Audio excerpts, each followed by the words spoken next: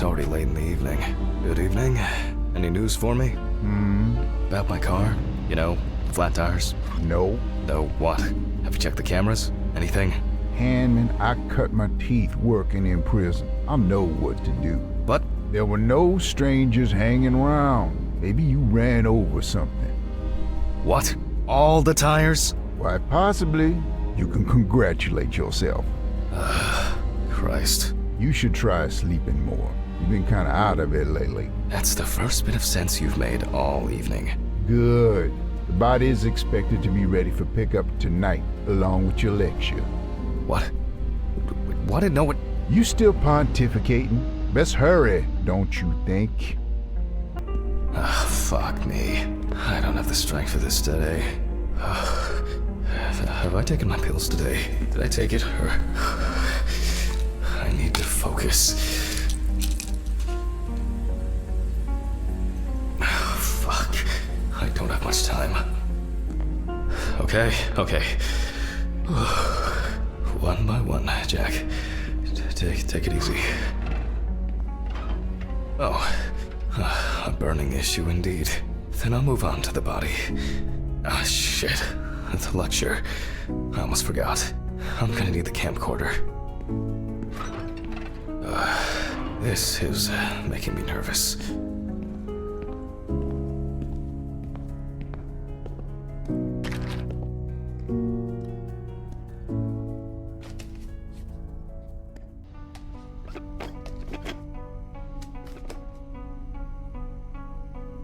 Oh well. This is not the best framing. Hello, everyone. It's the 20-something of November 1991. Jack Hanlon is conducting the autopsy. Oh, I appear to be missing my gloves and apron. Yes, you already know the drill. So, the body is on the slab. Let's see what the police uncovered first. So, the victim is from yesterday's apartment block fire on Browner Street. Personal details unknown. The exact cause of the fire has not yet been determined. However, it is known that the fire started in the deceased's apartment, where the most damage was reported. The body was not found until the next morning. The tenant was naked, charred, and with severe burns. The owner of the apartment asked about the deceased. He was surprised anyone even lived there. The deceased was sitting in an armchair near the TV.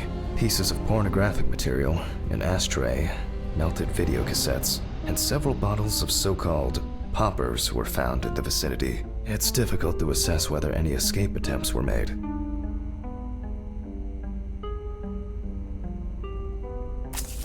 Firefighters indicated that it was probably the large quantity of poppers found near the deceased and rapid spread of the fire. Well, that's our basic question. Whether the death occurred as a result of fire, or whether he was dead before it.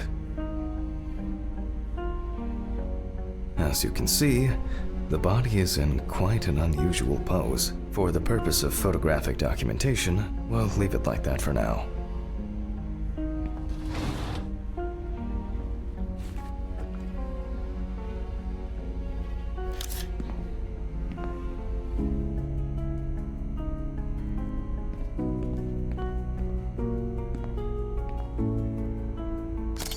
This position is called the pugilistic attitude. This is due to the influence of high temperature on the muscles.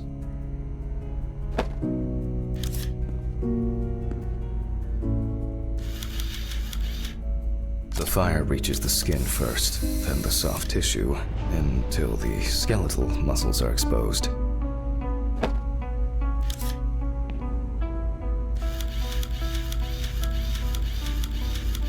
Coagulation occurs in exposed muscles due to their fibers shrinking.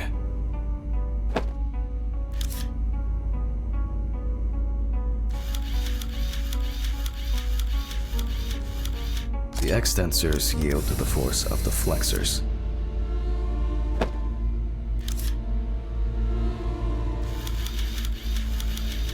muscles contract and contract until the limbs become flexy and deformed.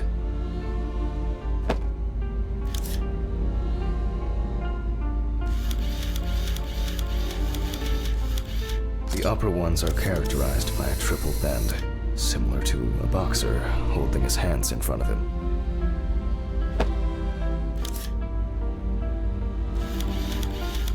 Just 10 minutes will do it.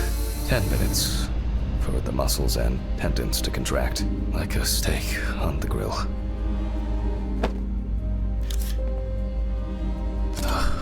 In the end, we're all just walking meat.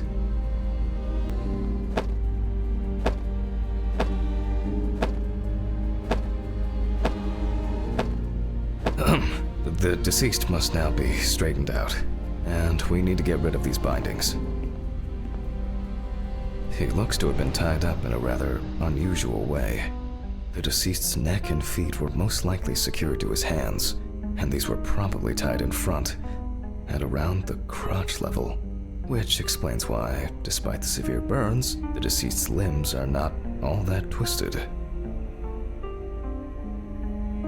That's better. It's easier to straighten him now. Without taking out the magnifying glass, we already know that the deceased's skin is heavily charred and cracked.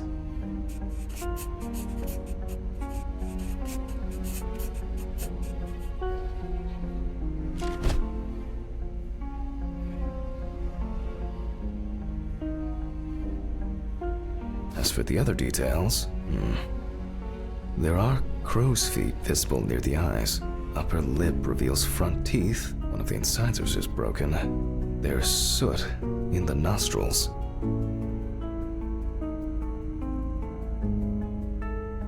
The rope around the neck wasn't very tight. I don't see it leaving a mark on the skin. You can clearly see that this is primarily the front of the deceased that was exposed to fire.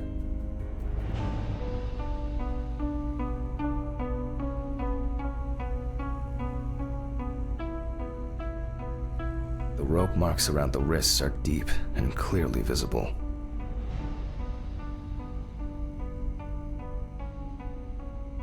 The victim sat in the chair the whole time, hence his back being in much better condition than this extremely burned area.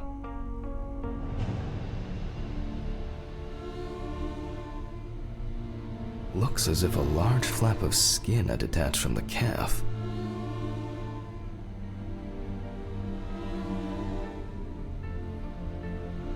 The rope at the man's ankles was tied much tighter and more precisely than the one around his wrists. All in all, quite a lot can be deduced from this external examination.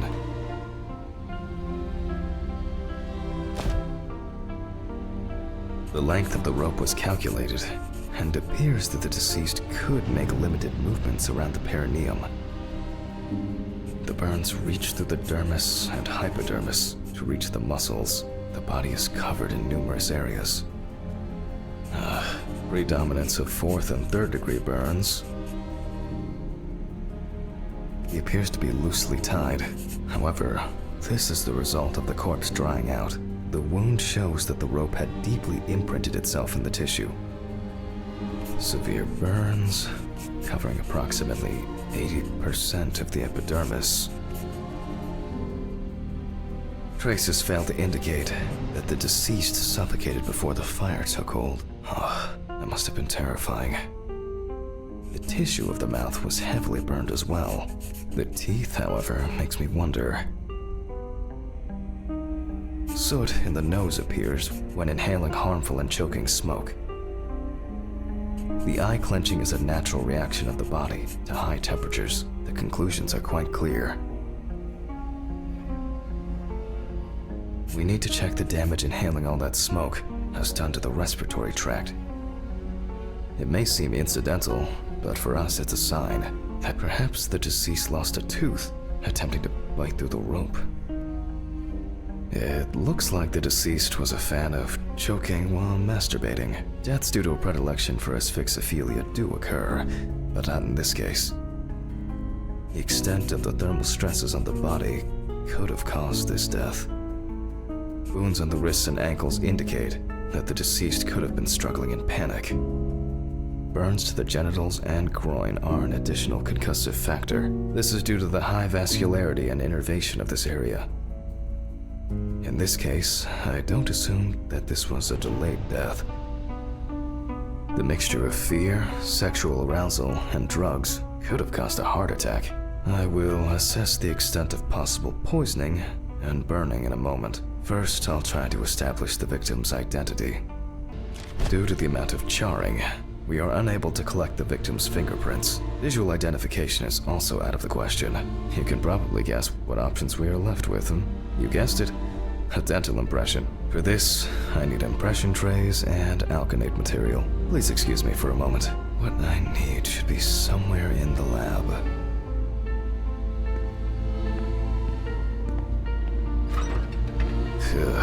Okay, it's going well.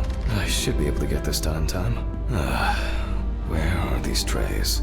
Towels, papers, jars? Nope, it's not anywhere on the counter. Maybe in this drawer. I'll warm this up in my hands.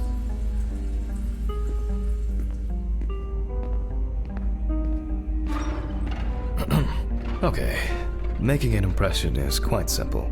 You put trays with alkanate into the mouth and press them together in one firm movement until you feel significant resistance. Once the devices have been placed... okay. Again, we will need a piece of paper, a brush, and ink. We will make a plaster model of the deceased's teeth from the obtained impression. We will then make an impression of the mold on a piece of paper, which will be scanned into the computer.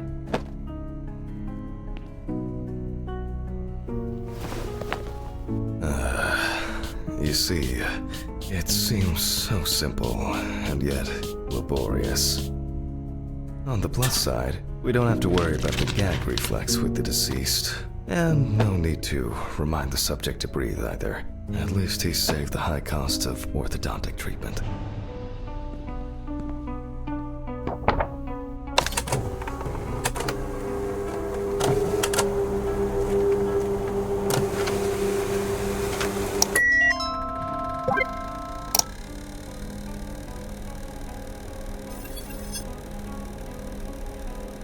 Wow. Who would have expected a match so soon? Well, the deceased is Richard Jacobson, 47 years old. He had a criminal record and was recently in court for... oh, wow. For not returning a videotape to the rental shop. Oh, Jesus. I better check if I've still got that copy of... where were we? Okay, I'll add some details to the clipboard.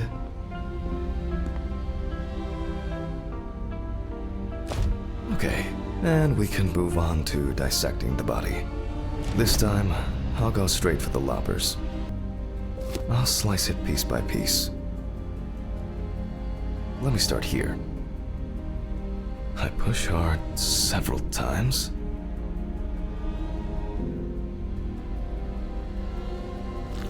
Until I cut a given section.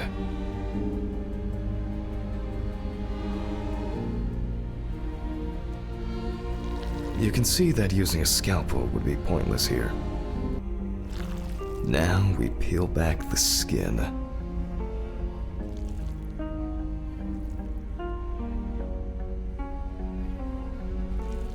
Now to remove the ribs. And we can check out what's going on in here. And I see that a lot has happened. In fact, the entire abdominal cavity is flooded. Blood and other fluids have seeped from the blood vessels, flooding the abdomen and chest areas. We have to get rid of this. I'll go get a cup or a ladle. I think I saw one somewhere here. I don't have all night. I'm going to need a vacuum pump. Great. The running around for everything starts again. Why can't things be tidied away properly in this damn mortuary? I'm gonna get Ridley. I wonder where this pump is. Mr. Ridley? Mr. Ridley? I'll just go to the basement and check. Jeez. I don't know what this is for. Rusty scrap!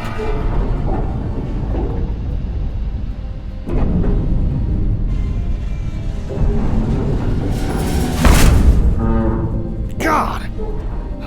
Where is this infernal machine? Wow, that's heavy. Can I fit through the door with this?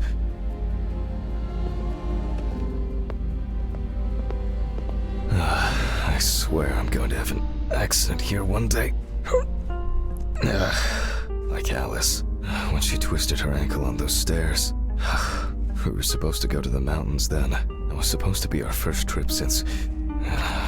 And Alice... Handman! Because of me. As always, she had to... Handman, are you talking to yourself or what? Huh? What? No, I just... There is a letter for you. I left it on your desk. Letter? For me? Yes, letter for you. Do I have to repeat myself again? No. Thank you. Where were you? I was looking for you earlier. Handman, I was retrieving your letter. Jesus, Ridley. Could you talk to me like a human being from time to time? I'm just answering the question. Right. Oh, by the way, the basement hatch is wide open. Maybe you could look into it? Maybe. A letter. Fuck! Who delivers letters at this time? It's probably been sat in his office for ages. Just didn't want to move his lazy ass. So, we have the equipment. Now I have to place it somewhere close to the table. Phew. I can finally put this thing down. Alright, just... What?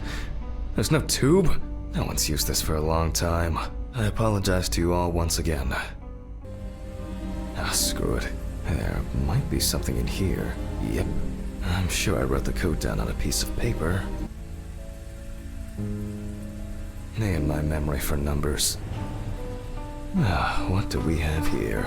Boxes of disinfectants, syringes, thread. Oh, some small trinkets. Maybe I should take it to the office. Oh, that's interesting. Antiseptics. About here. I wanted to forget. Alice. I regret so much. Every day. Every fucking day. I can't take it anymore. Oh, God.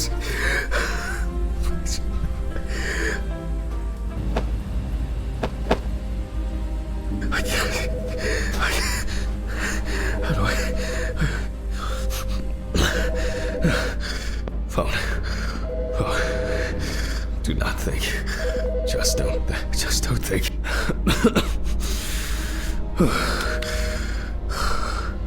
Office of the Medical Examiner, Beatsville. Oh, Jack. I was hoping to catch you at work. Hi, Dorothy. How's it going? Good, thanks. And what about you? You sound tired.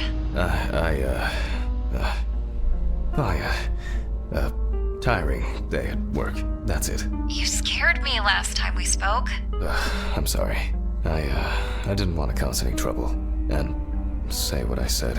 Jack, it's all right. You're not causing any trouble. I'm not surprised at all that. No, really. I mean it. Sorry. I just... I'm fed up with myself. You should take care of yourself. Didn't you say you wanted to stay at home longer? To rest? You know I pick up the slack at work. No, I didn't. I can't. I don't want to be there. Well, why not consider taking a trip, Jack? Dorothy, please. I really don't have the energy for this today. No, I just wish. Stop it. What are you calling? Reminder about annual drug testing. I figured you probably didn't remember. Oh, yes. I've, had a lot going on. I, even forgot my own birthday. Leave your samples at reception on your way home. Someone will pick them up from Ridley in the morning. Probably Steven or someone else at the station. Sure. I'll try not to forget. Okay, well, Jack? Try not to do anything stupid, okay? Alcohol, your medication. You know you shouldn't. I have it all under control. I should be getting back to work. The results should be in tomorrow. I'll call you when we know. Right. Thanks. Goodbye, Jack. Bye. Annual drug testing. I'll take care of it before I go home. I feel there's been a bit too much going on lately.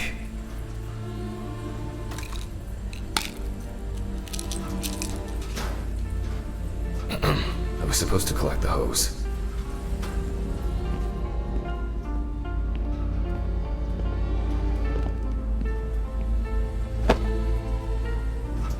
Focus on your work, Jack.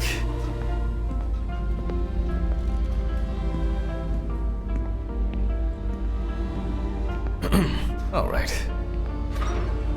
Here I am. I hope that was the last long break in this session.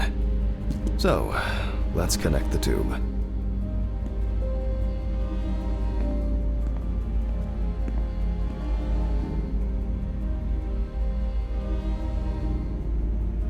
We turn on the machine.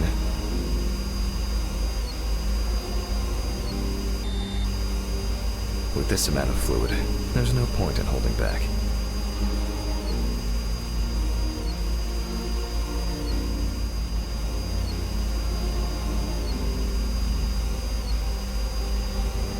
This is good soup. Still a few nooks and crannies left. In a way, it's quite extraordinary that even with such severe burns, skin, fat, the organs are all present and correct.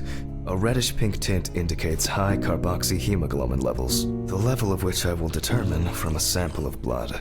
I will be inserting needles into the heart, and what interests me here is not the presence of this substance itself, but rather its percentage content of the sample. But first, I'll need the values for the centrifuge.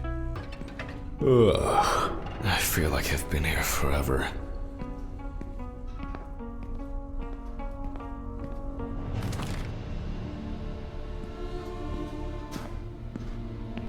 Jack, focus. Just a little bit longer. Corpses recovered from the site of fire may have very different and complex histories. Burning is only at the surface. Underneath, it may be a heart attack, stroke, or pulmonary embolism. This particular case appears quite basic. However, I would warn against making a diagnosis too hastily. A fire victim does not always mean death due to smoke inhalation.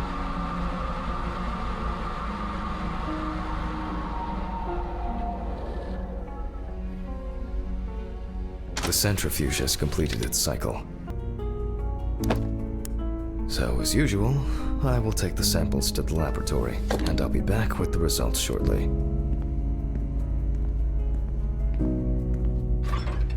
Ugh. What exactly was I supposed to test for? COHB. Ugh.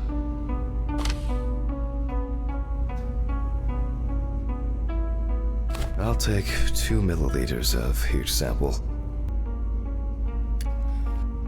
Ugh.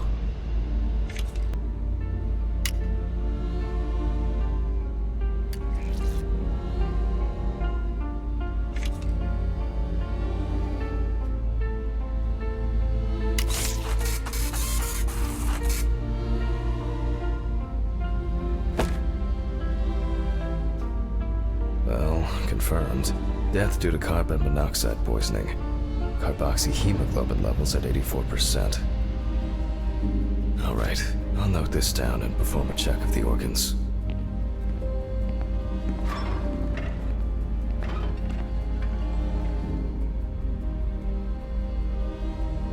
What?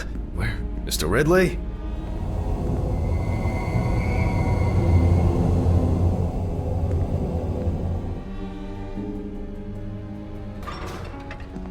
What Did you take the body? What body?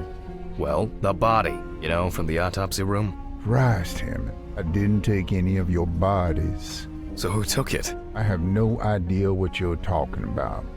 But I... Get back to work. It's late.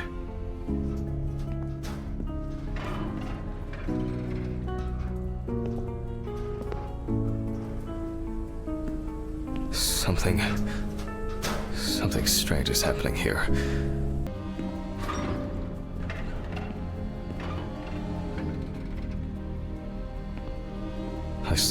I think there's... I must have been seeing things. Results. Well, then we can... from the results... we can now be sure that the carboxyhemoglobin concentration was fatal. I think I should inspect the organ has a reddish pink tint, which results from the concentration of COHB and general congestion of the organ. Other than that, I can cross this off my list now. We will look at the lungs more carefully. From the outside, just like the heart, it is congested, and the color indicates poisoning. Thermal damage is visible here and there.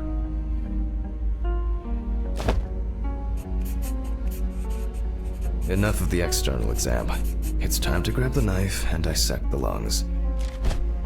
I need to check for any obstruction, burns, or clots. Jesus.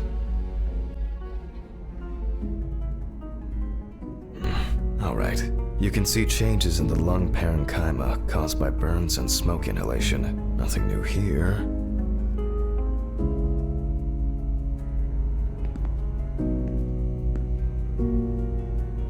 So let's complete the notes. And let's check the trachea. The color is the same as the rest of the organs. Significant congestion.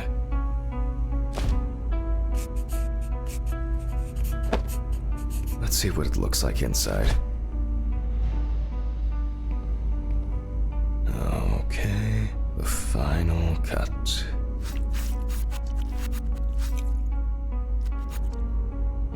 There are visible burns inside, but what catches the eye the most is the amount of soot. Looks like our subject was in the thick of the fire. Let's deal with the final notes, and we're ready to go.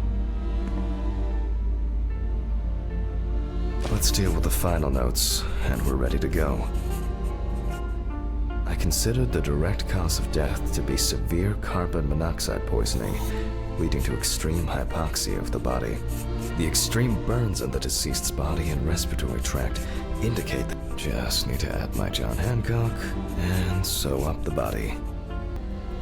I'll close the body, trying not to damage what's left of the skin. As for stitching, well, it varies. It can be that the fire victims are in such a condition, so for this job, a thicker needle and heavy-duty thread.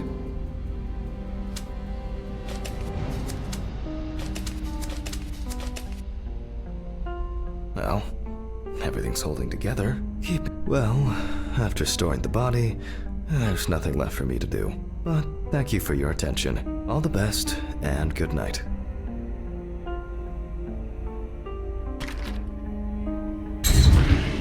Oh, my God. What an exhausting day. I need to get these gloves off and call a taxi. I swear I'm about to pass out from exhaustion. Oh, fuck. Urine sample. Oh, no. Okay, quick. I think I have a container. Okay, this is it.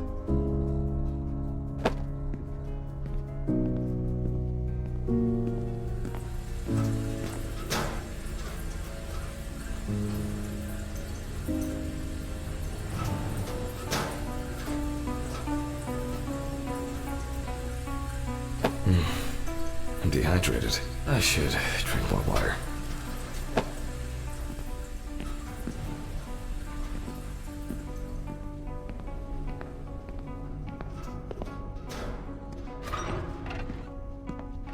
As expected, sleeping like a log. I'm jealous. He sleeps with his eyes open so he can still watch the herd.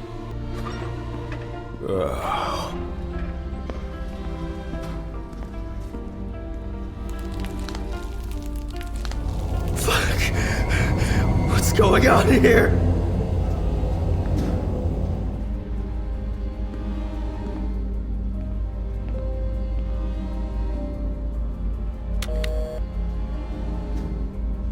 Hurricane Taxi, we will take you wherever the wind takes you. Hello. I would, like to order a taxi to 574 Presley Street. Okay, hun. All of our drivers are busy at the moment. Best I can do is within the next hour. An hour? Oh, no. Alright. Let it be. Can I take your name? Jack Hanman. Okay, thank you. Do you have our loyalty card? No. Would you like to set one up? For regular customers, we have discounts and extra... Would that make the taxi get here faster? Well... I thought so. Thank you. Goodbye. This is already giving me a headache. Jesus, what now? Yes, how can I help you? Jack... Why did you do that? Why did you do that? Why did you do that? Oh my god! What was that? What the fuck? This is some kind of mistake. An hour here. I need a drink.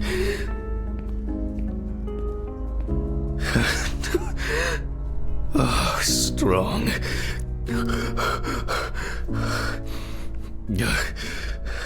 Everything's spinning.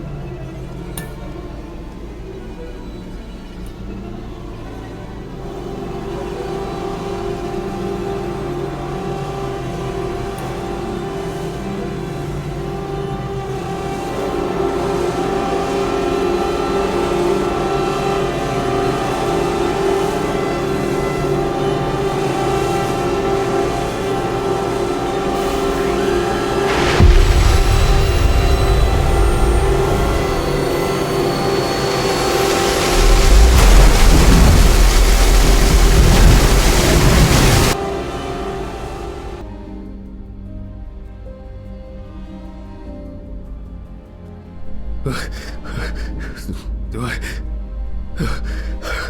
Is this...